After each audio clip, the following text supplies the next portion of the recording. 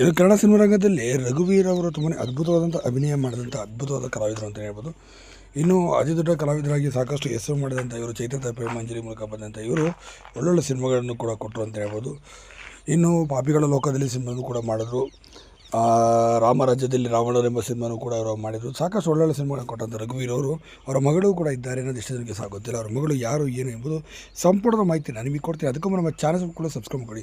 ರಘುವೀರ್ ಅವರು 2018ರಲ್ಲಿ ಅವರು ತೀರಿ ಹೋಗ್ತಾರೆ. ಹೃದಯಘಾತಕ್ಕೆ ಒಳಗಾಗಿ ಮತ್ತು ತೀವ್ರವಾದ ಅನಾರೋಗ್ಯದಿಂದ ಕೊನೆಯುಸಿಳಿತಾರೆ. ಇನ್ನು ಇವರು ಮಗಳ ಹೆಸರು ಶ್ರೇಯಾ ರಘುವೀರ್ ಅಂತ.